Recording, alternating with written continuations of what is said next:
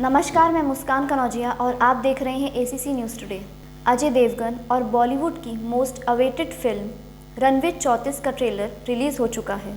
इसके ट्रेलर में एक ऐसी पायलट की कहानी है जो खराब मौसम के चलते मुसीबत में फंस जाती है और पायलट को यात्रियों और अपनी जान मुश्किल में डालकर किसी तरह उसे लैंड करवाना पड़ता है।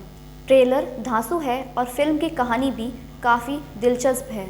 इसमें अमिताभ बच्चन और रकुल प्रीत सिंह जैसे कलाकार भी हैं। ये फिल्म आने वाले 29 अप्रैल को रिलीज़ होगी। इसकी कहानी में एक रियल घटना पर बेस्ड है। चलिए जानते हैं उस दिल दहला देने वाली कहानी के बारे में जिस पर रनवे 34 को बनाया गया है। दोहा से कोच आ रही थी फ़्लाइट।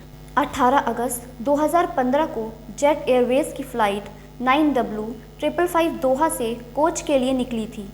उसके साथ ही यही हुआ था जिस पर रनवे 34 की कहानी गढ़ी हुई है। ये फ़्लाइट कतर से तो आराम से उड़ान भरने में कामयाब रही, लेकिन भारत पहुंचते ही इसका सामना खतरनाक मौसम से हुआ। तिरुवनंतपुरम डाइवर्ट किया गया। विजिबिलिटी कम थी। तेज़ बारिश, तूफान सब इसके दुश्मन बन इस फ्लाइट पर कहर बरपाने को तैयार थे। विमान में 141 यात्री और 8 क्रू मेंबर सवार थे। फ्लाइट हवा में इधर उधर घूम रही थी, लेकिन रनवे दिखाई ना देने के चलते उसे कोच में लैंड करने की परमिशन नहीं मिली। इसके बाद इसे तिरुवनंतपुरम डाइवर्ट कर दिया गया। फ्यूल होने लगा था कम, मगर यहाँ का हाल भी वैसा ही था। खराब मौसम, कम रोशनी के चलते यहाँ भी रनवे साफ नज़र नहीं आ रहा था। पायलट ने 2 बार लैंडिंग की नाकामयाब कोशिश की, तीसरी बार अंतिम बार। कुछ रिपोर्ट्स में 7वां अपडेट बताया गया है। प्रयास करने से पहले पायलट ने एटीसी को बताया कि उसके पास बस 250 किलोग्राम फ्यूल बचा है और इसके साथ वो एक अंतिम प्रयास करना चाहता है। पायलट की मे डे कॉल।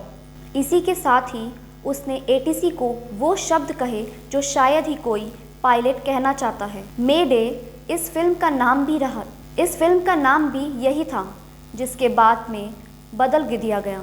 पायलट का मे डे कहना मतलब भारी मुसीबत आना, यानी आपातकाल। ऐसे में एटीसी कुछ नहीं करता तो क्या करता? पायलट को ही अपनी सूझबूझ से करना होता है। खैर, पायलट ने ये कहकर किसी तरह लैंडिंग करवाने के लिए आगे बढ़ा। उस पायलट के और लोगों की किस्मत अच्छी थी। आखिरी में फ़्लाइट लैंड हो गई और सभी लोगों की जान बच गई। बैठा इंक्वायरी कमीशन। इसके बाद अगले दिन के अखबार में उस जेट एयरवेज़ की फ़्लाइट के दोनों पायलट की तस्वीर छाप उन्हें हीरो करार दे दिया गया था। मगर इतना सब हो जाने के बाद तो इंक्वायरी तो बनती थी। हुआ भी ऐसा ही। जांच हुई। कमेटी के सामने पायलट और दूसरे पक्ष की दलील सुनी गई। रिपोर्ट बताती है कि पायलट को ऐसा जोखिम भरा काम करने के लिए सज़ा के तौर पर डिमोशन मिला, तो कुछ का कहना है कि उन्हें कोई सज़ा नहीं दी गई थी। वहीं एविएशन मिनिस्टर की जांच में एयरलाइन भी साफ बच निकली।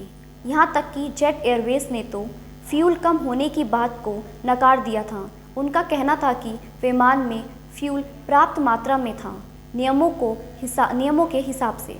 अब असल में क्या हुआ था, क्या नहीं, इन सारे सवालों के जवाब शायद 29 अप्रैल को पता चल जाएंगे रनवे 34 की रिलीज़ के साथ।